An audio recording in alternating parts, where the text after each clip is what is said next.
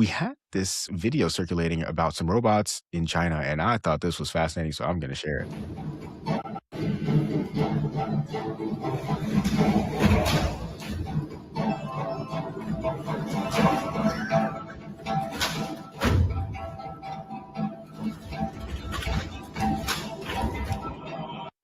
Ben, did you see that?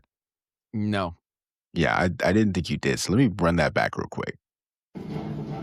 So I was reading the chat.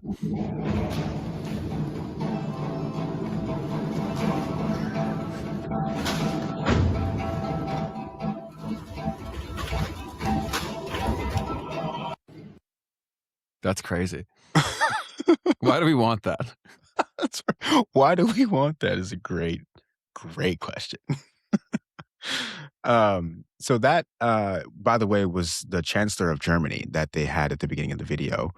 And he was there, and they're talking about how he flew basically to visit this robotics company in China.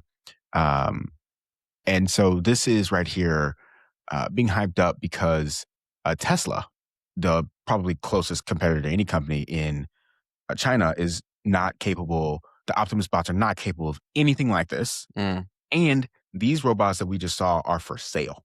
Like you can go wow. and buy that right now. For what sort of utility? That's that question I have not asked or answered. And that's the other conversation that's being had in the comments. It's kind of like the combat here is Tesla can't even do this, but then other people are like, like, what does this do? You know what I mean? But I mean, I think that's a little bit naive, personally, to say like, well, what does it do? It's just a dancing robot. I'm like, well, if the robot can dance and do a backflip, I think he can probably do some Do other some things other too. Yeah, I think that's probably a fair assumption, Keith. So like, I can't do a backflip. You know what I mean? Like now that I think about it, like, shoot, can you do a backflip, brother? I Like, can't. so, so fascinating to say the least. And the fact that these are for sale, people are saying, well, this means that the U.S. is way behind in this race. Um, so, and not anywhere near right being able to get to this type of level. So that's what that one was all about. Wanted to get your reaction there. It's wild.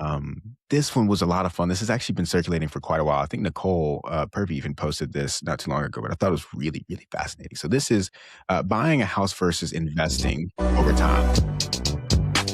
Turn that audio off.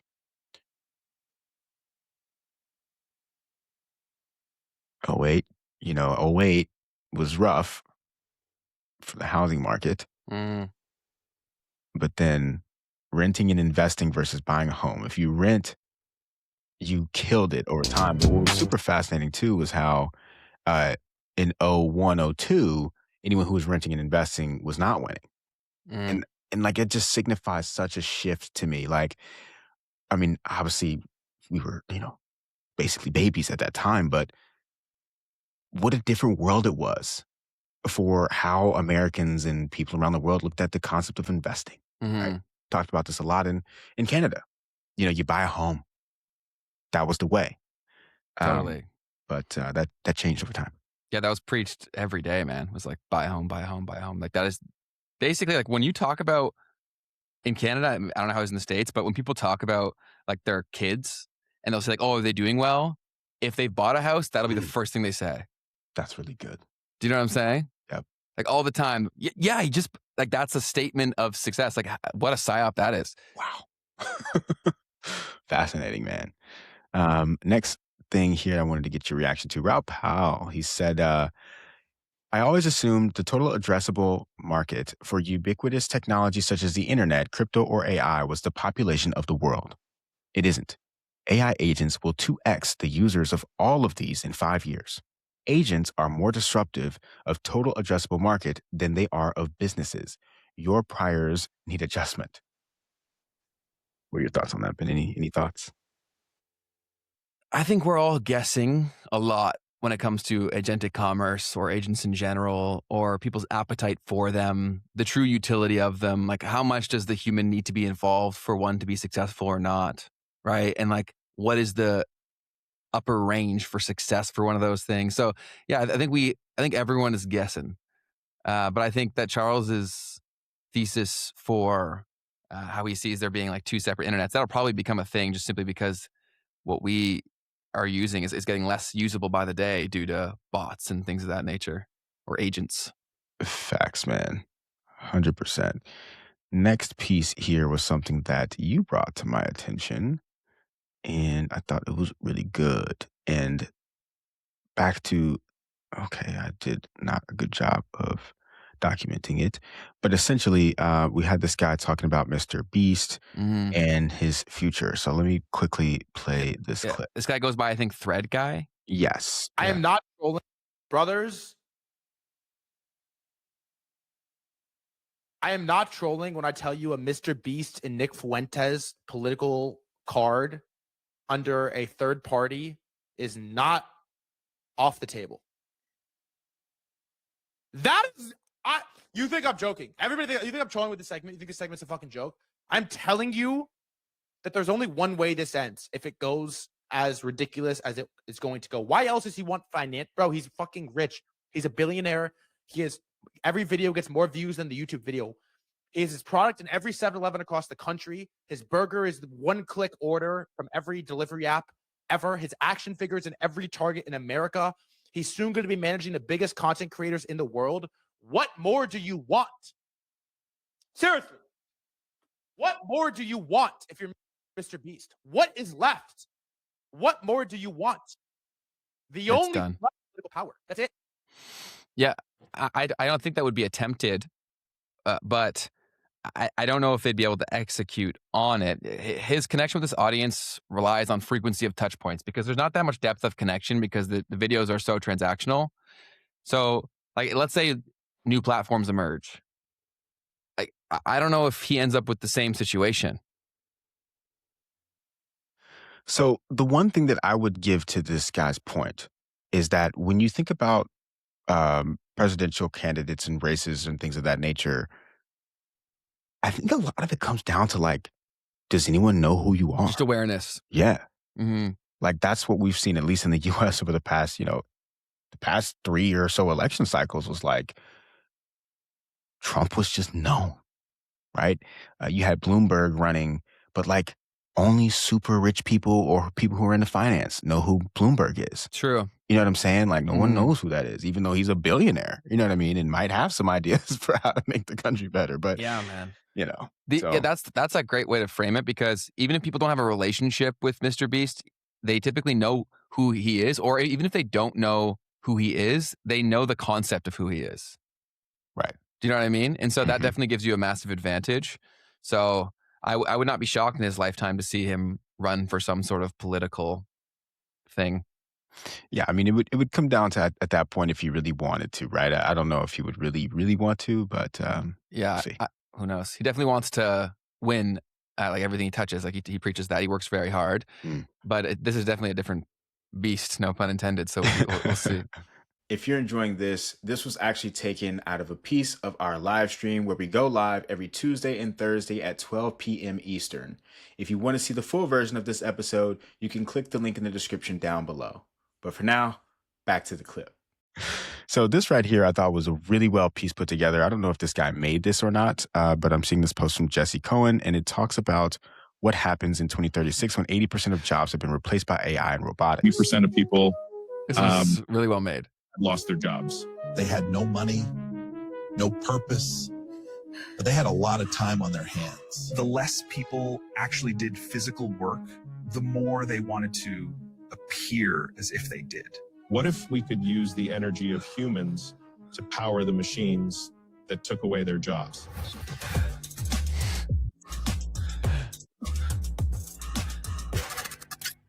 Crazy. Solved our need for energy and your need for purpose. AI candy. Yeah, man. That's I just thought that was funny because like that's how crazy things are getting. Like the discussions that we're having are that level of crazy, bro. Yeah, like it's really good because it's crazy, but it's also like, well, not that unbelievable that that could be a suggestion that gets made, right? I don't know. Yeah, it just feels like a real movie or something that you could watch and actually still be entertained throughout the whole thing. Hmm. Yeah, AI video is getting pretty crazy good, man. Hmm. Which Yeah. is pretty terrifying. Like that, the potential outcome of that is That's also why I think a lot of these things are going to get pushed into place where like blockchain technology gets used whether we want it or not. Because how do you verify like legitimacy or posted by a person, or like all of these things come to play, which then obviously leads into there's just so many interconnected things. The DID conversation, the Yeah. decentralized identity. And that's something I would have loved to also wrap it. We'll Yeah, have I to wish have we him had more back. time. I know. Yeah. So another thing that happened was Citadel, the large market maker owned by King Griffin. They made a response to the Citrini article.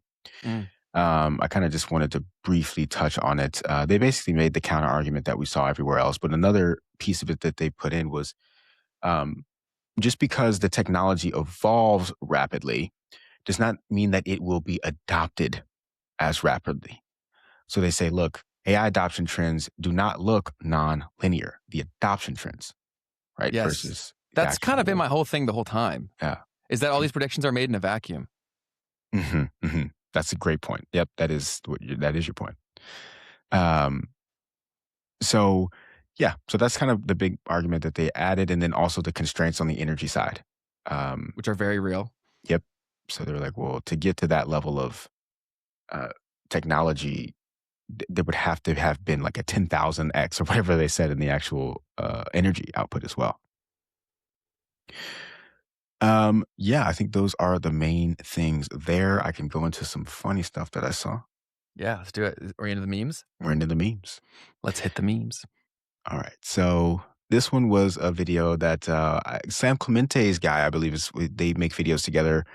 Pio Censo. That's a very Italian name. I'm going to imagine he's Italian. He's made this video here about Michael Saylor if he went on Shark Tank. And this is even Michael Saylor apparently retweeted this. So hold on. No way. Hello, Sharks. I'm looking for 1% of $200 trillion of digital capital backed by digital credit in exchange for 0% of my company, MicroStrategy. You haven't explained how I make money, which is the most important thing. Because there's no chance of you making money on this. First, we had Bitcoin, which is digital capital. Now we have Strategy pioneering digital credit. In the future, we're going to have digital money. We issue shares of our common stock to pay the dividend of our preferred equities. Then we use our different preferred equities to pay for the dividends of their other preferred equities. Let's leave all the passion and all this kumbaya. Leave it aside for a second. In the end, Shark Tank's about making money. Isaac Newton would have invented Bitcoin if he could have. In fact, he probably did. I'm so frustrated. I have no idea. I really don't know what your business is. I don't know what your strategy is. I really don't know anything. I went to MIT. We sold Nike Dunks and they're trading for like $2,000 on eBay. Why are you here? Sure, you can invest in a company like NVIDIA or Microsoft or Tesla or Amazon or Apple that's trading at a 20 to 60x price to book. Or you can trade our company at a 1.19 MNAV during a Bitcoin bear market. You're out of here. See you, buddy. Goodbye. Take the broom. Jeffrey Epstein said I was autistic. That's a pretty good sales prop. Don't buy it. I'm out. Yeah. Those guys, go ahead. No. I was gonna say, those guys, I'm sure they've weathered a pretty tough storm with the bear market and crypto being so uncool. But when stuff turns around, like think about the opportunity they created for themselves. The Sam Clement, like the guys doing the Those comedy. two guys, they work together. Because what other comedic forces could possibly understand the culture? That's so true, dude. Right? That's so true. They're playing the long game and like commendable to them because I'm sure they've had some hard times. But like keep doing what you guys are doing if you guys ever see this. And I think it'll pay off for you. It's like the movie Dodgeball. It's a bold strategy, Cotton. Let's see if it pays off for them. I think it will. Yeah, dude, that's a really good point. And that stuff, that stuff goes on forever. That culture, what's happening now, and like, if MicroStrategy goes under, right, like that becomes legendary. And how think of their sponsors, right?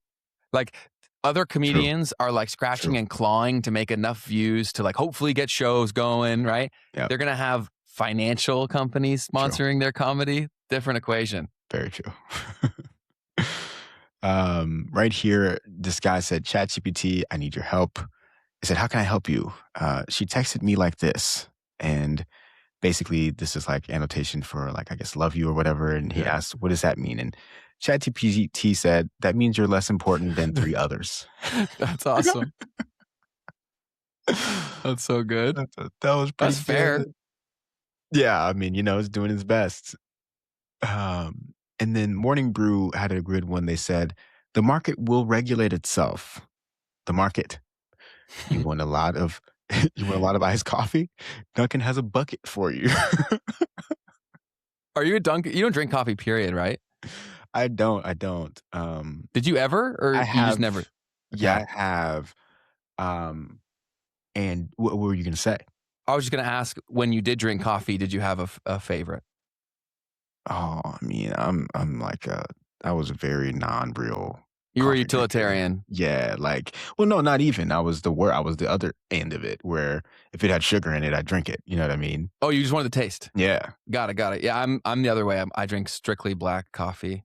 Word. Yeah, That's but cool. I mean, I started to get into that towards the end of my coffee days got it. because I realized how bad it is to just be consuming crazy All that amounts of stuff. sugar like that. But you, America, you guys go so ham with the abundance on everything, like the land of excess. I remember going to trips to Florida, and there was this random like buffet company called the Pandarosa or something like that.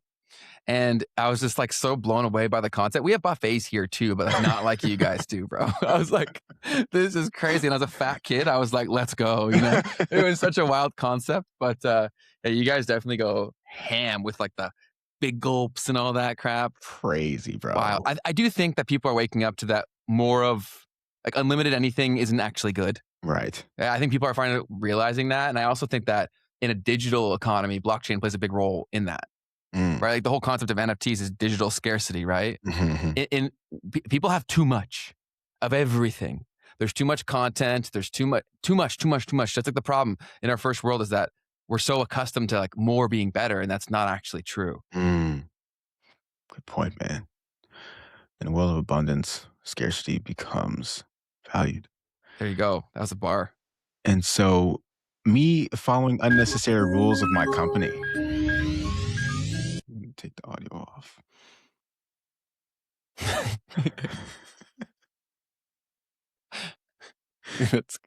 Man, there's a lot of that though. So much, man. Because the human part comes into all these organizations, and these power structures take place, the bureaucracy, and a lot of people have ego out the ass, right? Where they're like, oh, like this is how we do it. This is how I did it when I was your age. So this is how you're going to have to do it. It's idiotic, but it's there. 100%, man. I figured anyone with a job at all, right, is going to be very, very understanding of that one. So, what'd you say? I wish, man, the chat's always so funny, man. But this tech issue, I can't really read it properly. So if I'm ever looking over here like a crazy person, Keith, I'm just trying to read the chat. Heard, man. You might also be crazy. It's all good. It's better to be crazy than not. Oh, I'm definitely crazy for sure. This guy, David Herman, he said, incredible. I asked Claude Code to help parent my children, and now it's tucking them into bed, making sure they get their vitamins, and dropping them off at school. I've packaged the whole setup so you can avoid parenting too. Wow. The integration, prompt library, and walkthrough takes about 2 minutes to set up and get running. Thought that was an interesting one at the very minimum. Is that the way in which the world is heading, right? Positive outcome from all of this is that we should get to define what actually matters. Right? Very true. When everything is optional, what you do is what you decide what matters. Right? When you can outsource everything, what do you refuse to outsource? Mm. And I'm hopeful it's parenting. Hopefully it allows people to be amazing parents. Right. I mean, yeah, imagine if you have the time to spend with your kids, Well, I think a lot of parents, yeah, that they if they weren't good parents, and a lot of people in our generation always talk about like the trauma that they have. And a lot of it is because the parents just didn't have the resources or the know-how to parent. Like parenting is a very difficult challenge. Mm-hmm. You know what I mean? And it requires effort and focus that a lot of people were just trying to survive. So I think there's a lot of trauma out there that like people didn't do it because they're bad people. They just didn't have the time or the resources. You know what I mean? 100%, man. If you're enjoying this was actually taken out of a piece of our live stream where we go live every Tuesday and Thursday at 12 p.m. Eastern. If you want to see the full version of this episode, you can click the link in the description down below. But for now, back to the clip. This week, there's been this huge scandal around Jane Street. There was a lawsuit filed against him from a crypto company, basically alleging that they did some insider trading that helped to collapse Terraform and the Do Kwon situation over there. I'll quickly share some of that on my screen from the Wall Street Journal. Jane Street accused of insider trading that helped collapse Terraform. Wow. And because of that, there's a bunch of memes going around about this scenario. So I thought there was a couple of funny ones that I wanted to share. So this one from Mando, Wrecked Mando said, realizing I could just blame Jane Street for all of my life's problems. There's been a lot of that on Twitter, especially crypto Twitter. 100%. This one encapsulates that pretty well. He's not a bad trader. The market was manipulated by Jane Street. We all need that, brother. We all need that. That's Trader Mercury. And then we got one more here from Alpha Co. Jane Street pushed my grandma down the stairs, he said. How dare they? And I thought that was pretty good because, you know, at that point, it's like, listen. May as well see what I can get. Yeah. If I'm throwing blame, I may as well see how far I can take it. This one was not even funny. I think this is kind of just true for me. Vlad Aurolix4 said, I deleted all social media apps. Now I doom scroll in the web versions. I was like, oh, yeah, you got me with that one. Definitely happens with me on X. X has been the one that has been my problem there. That's the one that I could see having that experience. But if you were to go consume short form content on the desktop experience, it's not the same. Yeah. I guess that's why that one also didn't go super off, because it's only relatable on Twitter there. Very true. That's truly where it's at, what that's happening. And people are already out there doing it. Yeah, exactly. Oops. This next one here. Okay, so Baby Keem, a popular rapper in the United States, he said, how do you fix OpenClaw internal reasoning leaking? This was yesterday at 7:45. So the OpenClaw founder actually he actually commented, and he said that the update fixed it. Wow. And so anyways, I just thought this was very fascinating. He said, this guy Theo said, Baby Keem is using OpenClaw and you're still writing code by hand. And then I saw something else here, just kind of celebrity related. I couldn't understand. I don't know what's happening here, but Sydney Sweeney is always on the internet. She's always being celebrated. And yeah. Where did that all start? It's a great question because it's fascinating. It's fascinating to me. Because she was like, I had never even heard of her, and now I can't go on the internet. She's like one of the 20 characters that like you always hear about. Always. Like if anything happens, it's like somehow Sydney Sweeney gets wrapped up into it. And so this week it was about NVIDIA. So this one was breaking. Sydney Sweeney reveals in a CNBC interview that she was long NVIDIA going into earnings. Quote, we're on the edge of compute to cheap to meter. We need 1,000x more compute. NVIDIA is a structural winner in the AI supercycle, she shared.